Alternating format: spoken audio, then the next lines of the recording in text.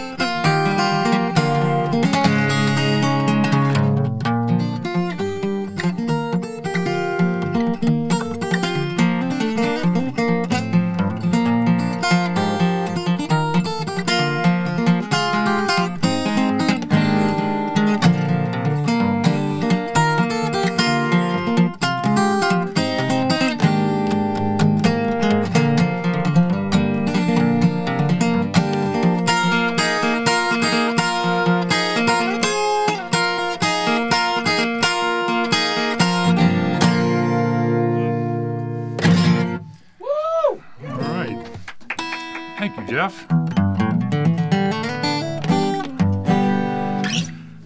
was asking what song that was. That is called Traveling Clothes.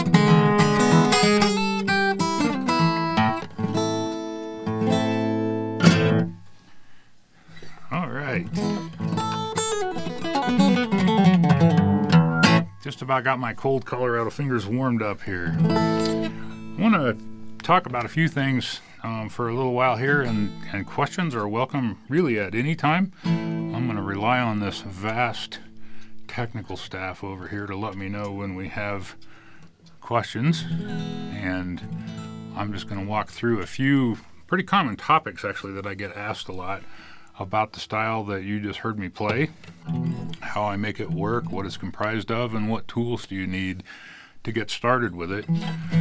In general, obviously it's fingerstyle. Some people call it thumb picking. Some people call it Travis picking, although that's only a subset of what I do. And so the way the style works is, let's start with the equipment. Basically, I'm playing with 3 fingers on my right hand, first, second, and third finger, and my thumb. And I wear a thumb pick always. I don't ever play without one. I always have a thumb in my pocket. In fact, I even wrote a song called "A Pick in My Pocket" because I never go anywhere without a thumb pick. And we could do a lot of talking about just thumb picks. I get a lot of questions from students about what kind of thumb pick do they need. I can't find one I like, all that kind of stuff. I'm going to give you a few general tips and pointers about thumb picks, and then I play with my 3 fingers. And the interesting thing about this is, if you were to prioritize first of all, how strong they are and how useful they are, for me, it goes right in order. Number 1 is the index finger. I can alternate that thing off of my thumb and do all kinds of work with the index finger, and it's one of the strongest ones for finger picking. A close second is the middle finger, and a lot of techniques that I use incorporate no more than the thumb and the first and second finger. When I'm doing, for example, what I call banjo style rolls, where I'm playing some rapid rolling pattern, that's all thumb 1 and 2, and so these 2 fingers are the best for that. I try to use the third finger whenever I can, and very often what that looks like is I'm pairing my second and third finger together and playing them at the same time. This is the weakest finger, okay? He's a little bit clumsy, not a strong picking finger, but when I pair those 2 together, I get a little bit of a chord effect, or in the right place, I get harmony notes. If I'm playing a harmony note with the middle finger, and then I add the ring finger on whatever string is right next to it, now I've got a little harmony note that can go with the melody. Also, when you're doing chicken picking techniques,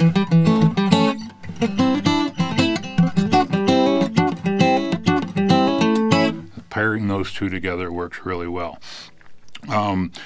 The pinky is, he's a part-time person, okay?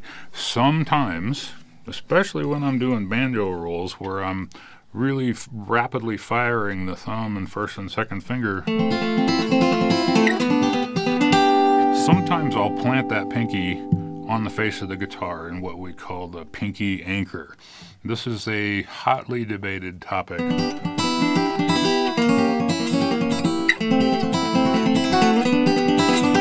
By anchoring that pinky there, sometimes it gives me a little bit of stability. Where that really started was when I was about 12 years old and got my first banjo. And that was when I was really learning the banjo rolling techniques. And the way you play a banjo is you put the pinky on the bridge, actually, of the banjo and anchor it there. And then everything you do on Scruggs style banjo playing is thumb 1 and 2. So I kind of got a taste of that, and I felt like, okay, sometimes I like that. But anytime my hand needs to move, if I'm strumming or doing a more dynamic technique with my right hand where it needs to move around, then obviously I don't need or want that anchor. So whenever I get asked, for example, on a JamPlay forum, should I anchor my pinky or not, I always say yes and no. Sometimes it works, sometimes it doesn't. Use it when it helps. Don't use it when it doesn't help. Okay, there's not a right or wrong answer to the old pinky anchor question. But as far as the pinky as a picking digit, It's absolutely of no use to me whatsoever. I've seen people do it, and it impresses me, but I don't even keep a nail, any length of nail on the pinky at all, because I never use it for picking. So here we go into nails. I just heard the previous instructor talking about nails and acrylic and all of that. First half of my guitar playing life was pretty much on a nylon string guitar, a traditional classical guitar with nylon strings, and I didn't have to do anything special other than tinker with how long I let my nails grow. But several years ago, I got more interested in reproducing the type of playing that I do on steel string guitars, and I quickly found out that my natural nails are way too thin and weak to stand up to the abuse of raking against a steel strings on a guitar. So you have a couple of options there. Tom Emanuel keeps his trimmed short, and he relies on calluses on the tips of his fingers, and obviously it works pretty well for him. Because I grew up more in the finger and nail combination playing, kind of the classical style of playing, I was pretty entrenched in needing the nail to boost my attack on the strings. So I had to find a solution. And on the recommendation of another great fingerstyle guitar player, Doyle Dykes, I started using acrylic on my nails. And I want to be really clear that we're not talking about gluing on extensions. You know, if you walk down the manicure aisle at your favorite department store, you'll see kits where you can find extensions this long, glue them with something pretty much like super glue, glue them onto your nail, then fill it in and trim them down. I never used those unless I've slammed my finger into the car door and broke it off so short that I don't have anything to work with. That's a worst case scenario. The normal status for me is that I have my natural nails at the length that I want them, and then all I do is add the acrylic to the top for a reinforcement, and it is tough stuff. It holds up to the steel strings really well, and so then the only thing that you have to do is your nails continue to grow, and so you start to get a gap toward the back of your nails, and you need to fill that in. It's not a big deal. It's not very expensive.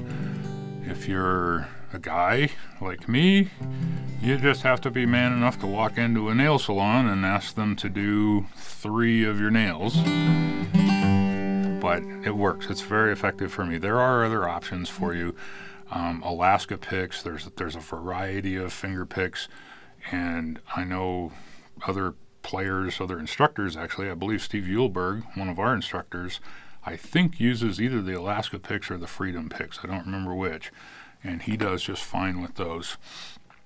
But you need to be able to play in such a way that you can get enough of an attack on the strings, a crisp enough sound that it counterbalances with the thumb pick that I'm about to evangelize you on next. But the traditional idea of classical guitar players is you make contact with the string with the skin of any given finger, and then as you pull through, your nail also hits it. So it gives a little bit more articulation, a little bit more reinforcement than only playing with the skin of your finger. So that's the idea of the nails. Now with the thumb pick, we've got a big old heavy pickaxe up here on our thumb, the biggest digit on the hand, right? And we're getting this big beefy sound. And so part of the goal as a fingerstyle player is you need to learn to control the attack of both your thumb and your 2 or 3 fingers, whatever you're playing with. You want to be able to balance that out, okay? And that just takes time. You can experiment, and I'm about to talk about thumb picks, but different thumb picks, configurations, thicknesses, materials, etc., can change the dynamic of your thumb. But at the end of the day, what it really boils down to is practice paying attention to your sound and your balance and making the thumb and the fingers work together. So let's look at that thumb pick. The reason I'm a big fan of this is because, well, I was literally listening to Chet Atkins records in the 60s before I could walk. I was raised on that stuff. And Chet Atkins, Merle Travis, Jerry Reed, those guys all got that sound with a thumb pick. And so it's the way to do it. If that's the sound you want, that's the technique that you need to use. Thumb picks come in all sizes, shapes, materials, thicknesses, colors, whatever you like. And to make this most to the point and as brief as possible, unless you have questions, what I'll tell you is this. You basically, your varieties of a thumb pick, in addition to the thickness of the material, you're going to want to pay attention to what I would call the length of the pick. This is the part of the pick that we actually hit the strings with. And a lot of players like a really long length on that pick. Some players want it to be short because they feel like by being shorter, it gives them more leverage and they can push down on it. Another variation of a thumb pick is what is the shape of that picking surface. Some are very sharp. Some are even curved a little bit. The long ones kind of almost hook out a little bit. I like this, what I call the paddle or the spade shape. You see how rounded that is. And I'll tell you why here in a minute. So the shape of the pick, length and shape of that pick is a factor. And by the way, if you buy a pick and you think, man, I like the rest of the way this pick, what it feels on my thumb, it fits me good, but it's too long. Take a fingernail file to it and rasp it down and make it the shape you want. There's no harm in turning that shape into what you want on the picking surface, okay? What I call the shank, or the part that wraps around your thumb, this is where most people that I watch struggle, starting out trying to get used to thumb picks, I think this is where they struggle. Because it's a challenge to get a shape that fits your thumb, is tight enough to hang on, but not so tight that your thumb is turning blue or that it hurts, is uncomfortable in some way. Where you're going to want to wear a thumb pick, typically, you can adjust this to your own taste, but in general, expect that you're going to be wrapping the shank or the strap of the thumb pick is going to come right around across the beginning of where your thumbnail grows. So that part right there is going right to the back of your nail. Now you can, and I've seen players do this, you can get really aggressive and slide it way up toward the knuckle, or you can wear a tiny one and play it out toward the tip where it's barely hanging on. But your safest, your most stable place is right there where it covers where your thumbnail starts to grow. And then what you want, the first basic test, is you want to put a little downward pressure on that and make sure that the pick is tight enough to hang on and not slip when you're pushing down on the strings, okay? If you get a good one, if you get a nice fit, like this one happens to be for me, you can also get away with an upstroke on this pick. These picks fit me tight enough, they don't hurt, but they hang on tight, and I can actually do down and upstrokes with this pick. I don't do that very often, but it's cool to have it in my hip pocket if I need it or want it. And that's just a function of the fact that this pick hangs on very tight without being uncomfortable. This particular one is made by Fred Kelly. Fred Kelly makes a lot of different picks. This one is made out of a material called Delrin. Some picks are fiberglass or regular old plastic. This Delrin material works really well for me. It doesn't tend to get slippery. I find that with like the Nationals or the Dunlops, those are two really common thumb picks. With those, I find that after playing a little bit, either my thumb warms up and the plastic gets weak and starts relaxing its grip on my thumb, or for some reason I react to it in a way that I get sweaty or whatever it is going on in there, and they tend to slip. So this is what works for me, but it may or may not be the right pick for you. It's simply a great big grand experiment. You got to find the one that works for you. So that's it. As far as metal thumb picks, they're out there. I know they are. I use metal finger picks when I play the banjo, but I always use a regular nylon or Delrin pick on the banjo even.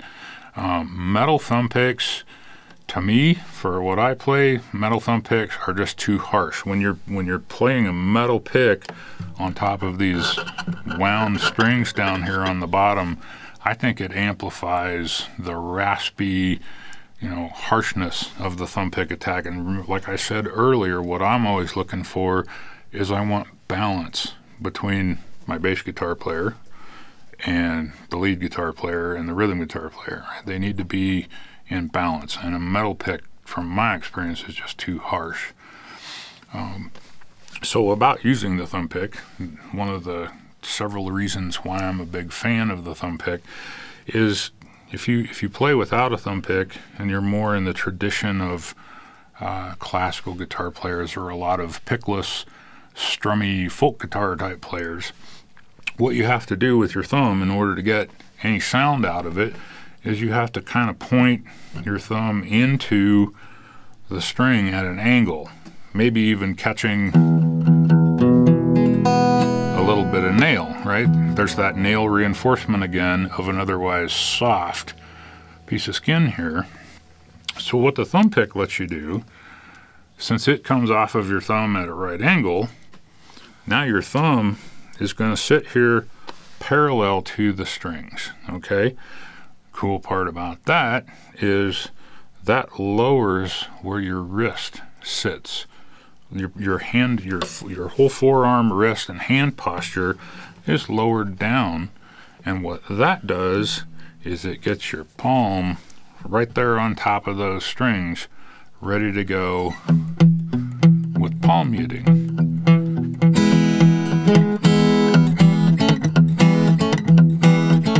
So by my thumb laying down there and the picking instrument pointing into the strings, my thumb is running literally parallel to the strings. My palm is down here, and now I have a palm mute on and off switch. The difference between me palm muting or not is less than a half of an inch movement up and down. Just pressing or not pressing, the thumb is always in the same place. So it can do its job. And then for variety's sake,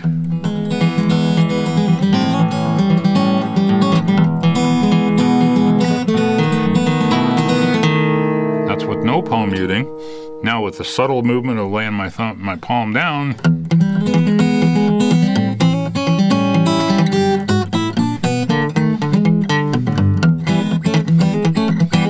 palm muting on, palm muting off, it's just set up. It's ready for you to go. And then because I play with nails on my fingers, this is basically the nail that I'm playing with the thumb. So again, like I said, I can achieve balance between the thumb and the fingers. A lot of the fingerstyle stuff, the Chet Atkins, Merle Travis, Jerry Reed stuff, is comprised of this idea. We've got, this is our bass player, right? Whatever chord we're on, he's thumping the old 1/5 bounce, the bass players call it.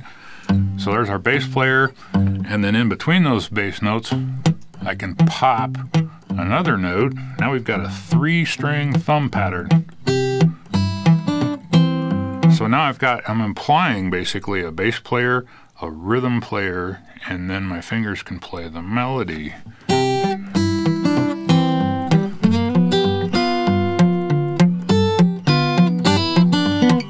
Ooh.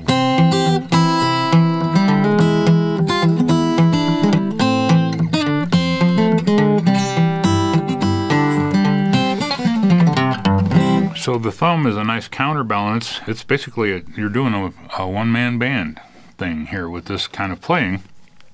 Bass player, kind of a rhythmic tick in between the bass notes, and then chords or melodies are done by your fingers. And that's the general idea of the style. Of course, there's a lot of variations of that. Different thumb patterns, different tempos, different grooves that we can set up with these tools. But in general, that's what it's all built on. How we doing? We getting some questions? Oh, yeah. Okay. Lots of questions. Let's start with this one from Joe. And the question is, when finger picking, is it best to assign certain fingers to certain strings? This is one of my favorite questions. I get asked this a lot. And my answer is almost, okay? Here's a way for you to think about it. Look at the orientation of when your hand is laying across the sound hole here. We're kind of, our fingers are oriented up and down. The thumb is primarily going to cover the lower strings. Your fingers are primarily going to cover the upper strings. So if you watch me play, or if you watch me get on the guitar and I'm about to play, you might notice where I'm starting. Look at that. That's my default home position. Even when I'm not playing yet, but I'm about to, this is like my ready state. I have fingers 1, 2, and 3 arranged on strings 3, 2, and 1. They're sitting there ready to go. That's a very natural position for them. And then the thumb is covering strings 4, 5, and 6, okay? That's a nice place to start, and I would say most of the time I'll start any note that these fingers need to play. If it happens to be on their respective string, that's where I'll start. But there's all kinds of reasons why only having each finger play on one string won't work, right? Sometimes we have more than one note, more than one consecutive.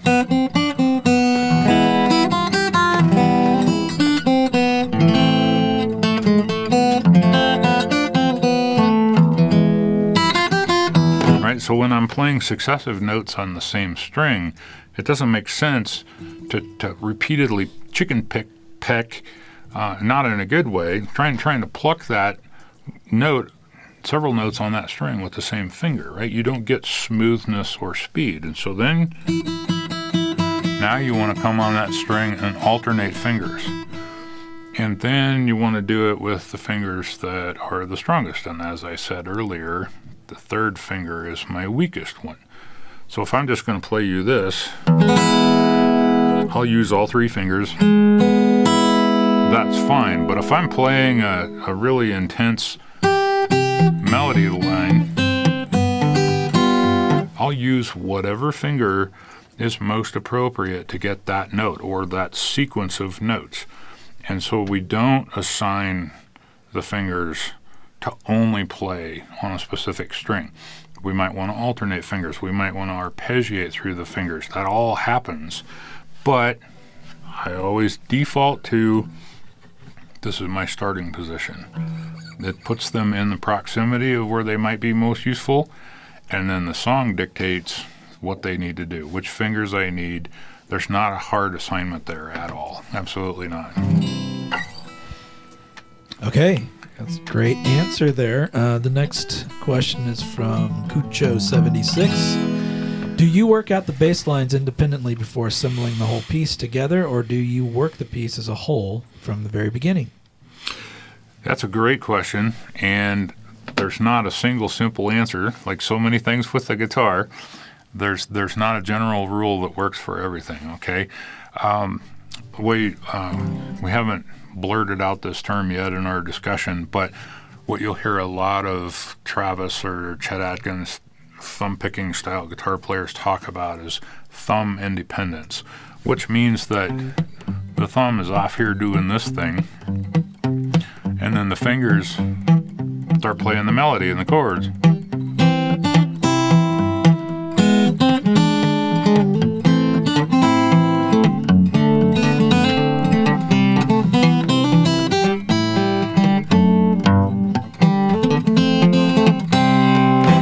So what my mental approach there is I've been doing this so long, my thumb can do this all day long.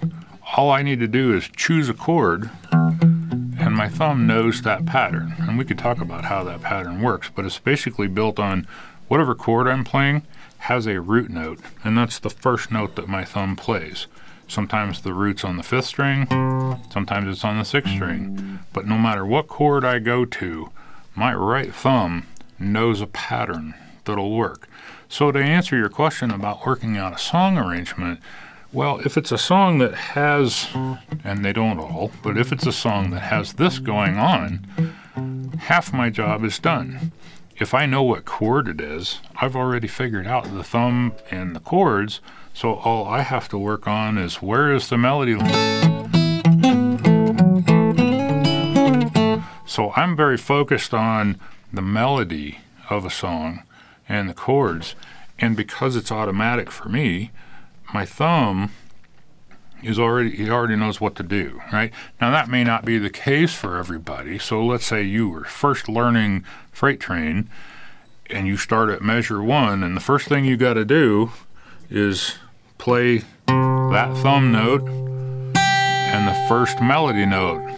And then you had to think, okay, now my thumb needs to play this note, and then it's got to play this note while I play the next melody note.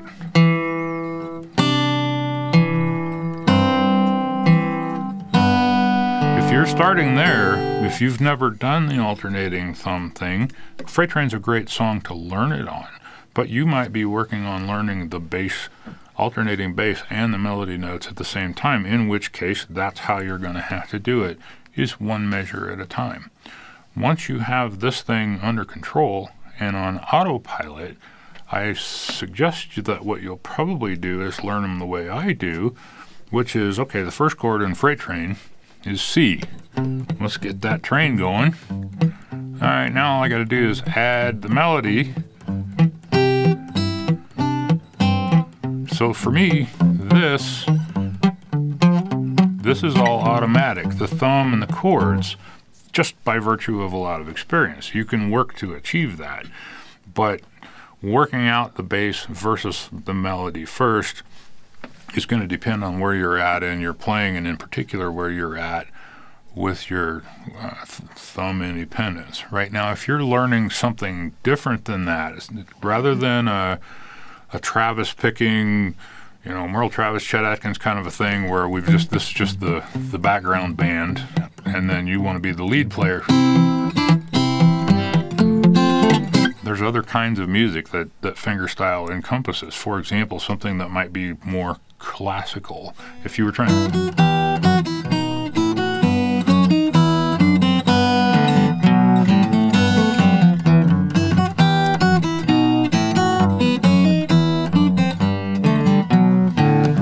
Okay, so now all of a sudden we don't have a pattern for our thumb.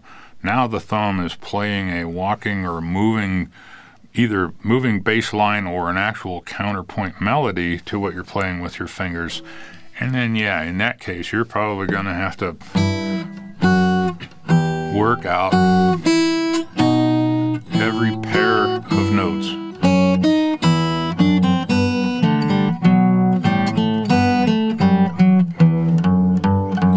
See, but then in that case, now we're not relying on a thumb pattern, right? Now we got to learn both together, each pair of notes, if you will. Jim. Yes. It's giveaway time, and they were giveaway asking if you could just play it while we yes. Like a minute.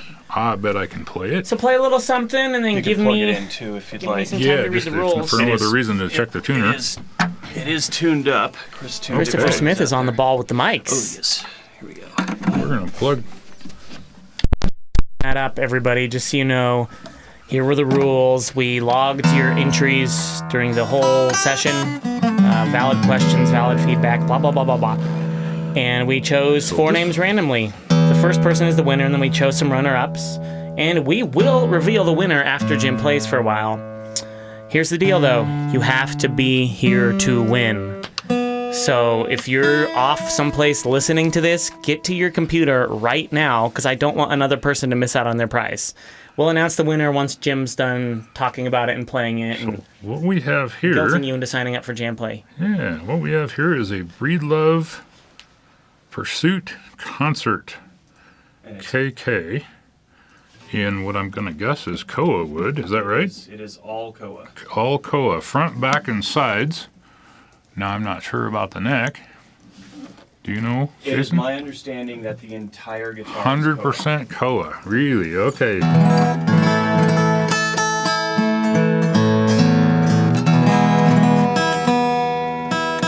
Very nice mellow sound on that.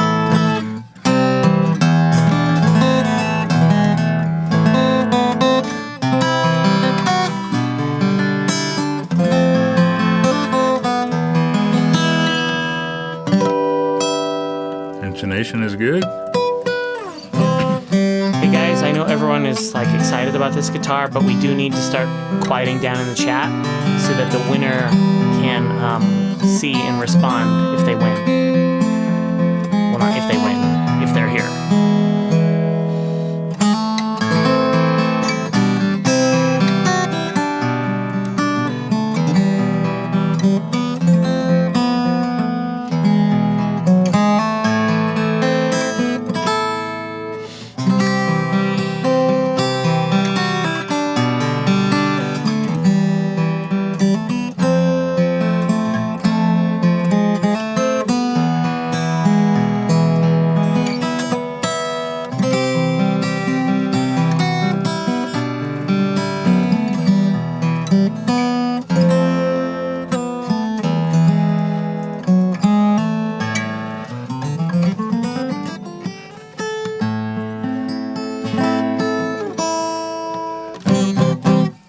You know what? I'm just betting. I'll bet that koa wood's gonna like drop D, Jenny. Is that your bet? That's my bet.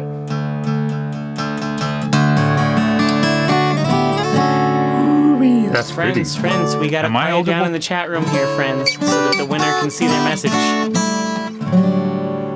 Am I eligible to win this one? No, Jim. Every year you ask the same question, and every year the answer is no, unless you bribe us properly.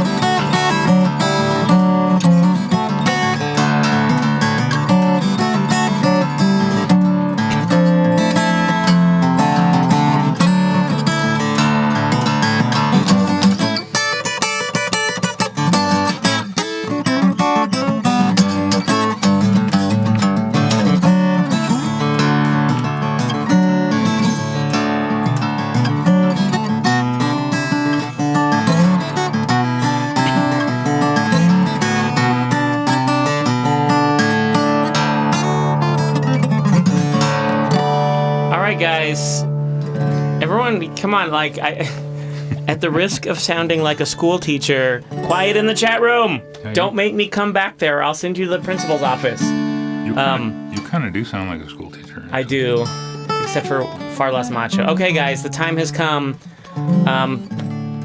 If everyone, please just stop typing. No matter what you have to say, please just stop for a moment, okay? I'm going to post the winner in the chat room of both Facebook and live stream, and then I am going to call them live. You have 2 minutes to respond. If you do not respond in 2 minutes, you lose. Unfortunately, I'm very, very sorry. But you gotta be here to win. So here we go. The winner is, get ready for this, folks. The winner is Steven or Stefan, I'm not sure which, Budge. Steven or Stefan Budge, you have 2 minutes to respond before we move on to the runner-up. And we do have a runner-up picked, so you better be here.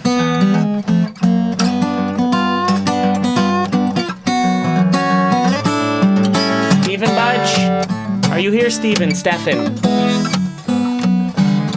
I hope you are here because this is it. Yay! All right. Steven, in case you couldn't hear Jason, where are you from? Are you from USA, Canada, Mexico? And if so, which state? Just so we can... Because we do have to be from North America for these prizes. If you aren't from North America, we will send you a gift card as a consolation prize, though. Okay, Stephen. Great. Would you mind giving us your state so that we can put it on our little winners page? While Jason's taking care of that, you can go ahead and probably answer a couple more, maybe one or two more questions.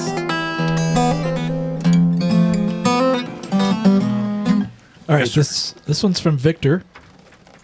And this question is, how is Travis picking different from other finger picking styles? Okay, so what you can go on YouTube and you will see people call anything that involves fingers Travis picking. But we call it Travis picking because it was named after Merle Travis, who had a very specific style. Chet Atkins credited Merle Travis with inspiring his style of playing. Chet played a very nice, clean, crisp, articulated, usually frequently 3-string alternating bass. What Merle Travis tended to do was he played, first of all, the thing you should know about Merle Travis is he didn't use any of the other 3 fingers, the fingers 2, 3, or 4. He only used his thumb and his index finger, okay? This is actually what makes Travis pick, real authentic Merle Travis picking, really hard to do, because he developed an ability to get everything done with nothing more than his thumb and his index finger. And in fact, in a lot of videos, you'll actually see him. I talked about the pinky anchor earlier. Merle Travis frequently played with all 3 fingers, fingers 2, 3, and 4, all resting on the face of the guitar. I can't even really do it completely right. He would play the melody with the one finger and the rhythm with the thumb. Now, a lot of the time, it wasn't always, but a lot of times what you would see, and we'll pick a sample chord here. Let's take the E chord. You would see Travis doing this with his thumb. And in slow motion, what's happening there is I'm actually picking those 2 strings at the same time. And then the strings, let's see, 3 and 4. I call it a miniature strum, actually, okay? Instead of the Chet Atkins articulate this, with Merle Travis, what you often saw was this.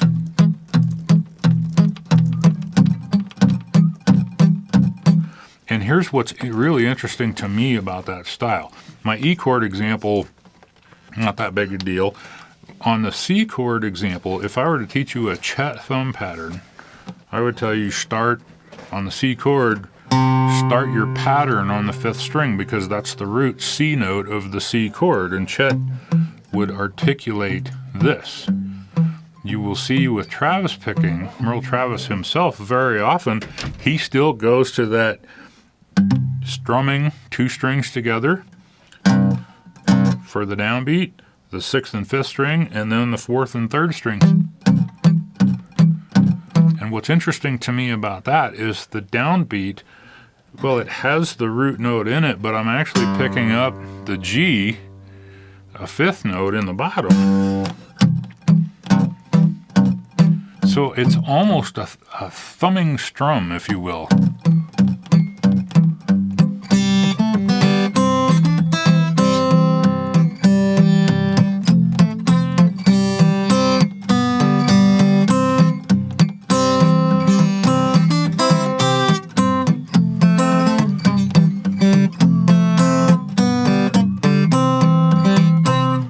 So he didn't do, 100% everything the same all the time. He took some nuances with it too. But if you study the core of Travis picking, the first thing you'll notice is a major difference in his thumb and right hand technique than all of the other stuff that people call Travis picking. I've seen a YouTube video where somebody build this.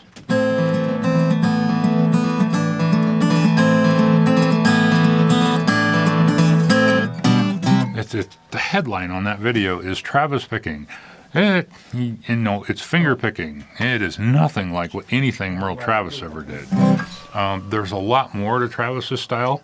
It's more complicated than that. Other things you can look at on Merle Travis's playing, And I think it because of the coarse, if you will, right-hand thumb technique that he has, he very often had to be very careful what he had as on the 6th string.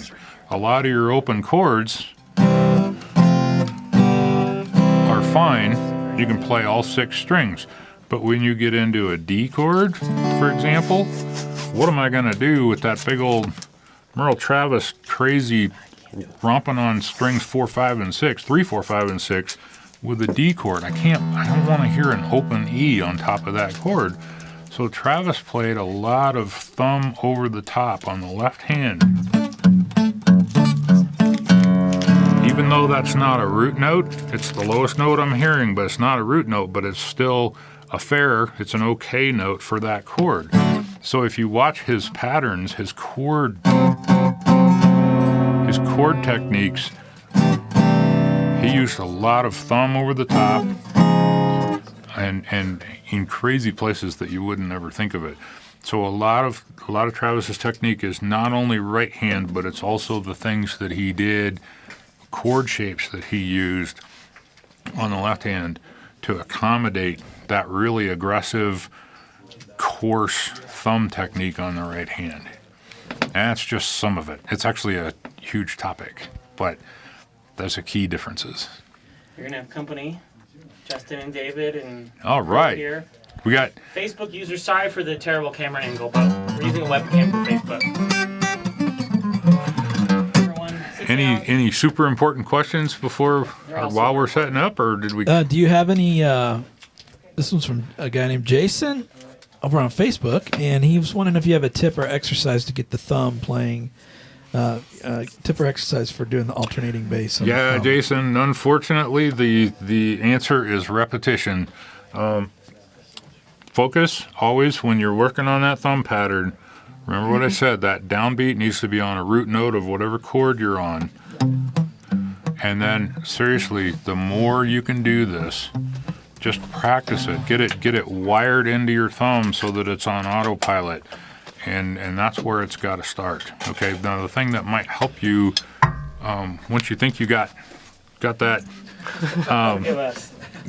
got that down, when you're working on a song, let's say I showed you Freight Train earlier, got this going, and now you want to tackle the melody, keep the train going, and only play one melody note.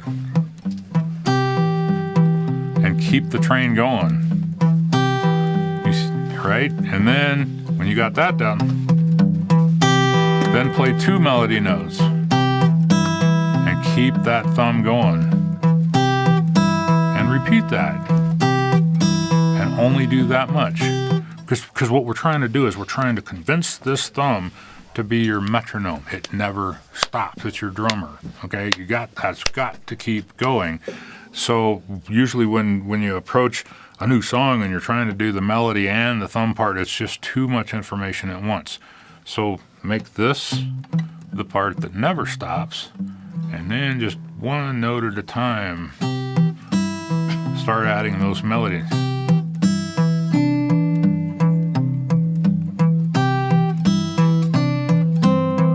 See what I'm doing there? Sometimes I call that the snowball method, where we get the thumb rolling and we start with a teeny little piece of the song, 1, 2, 3, or 4 melody notes, and just loop that over and over again. And when you get to where you can repeat that, then add another note or another measure, and then only play that part and loop it again. Just keep going over and over and over again, so that you're not adding too much brain material all at once. And what we're striving for there is, as early as possible, muscle memory, right? Rote muscle memory, repetition stuff is the quickest way to get that down. And the thumb will come along with it if you do it that way. Howdy, Chris. Hey. We're not all on.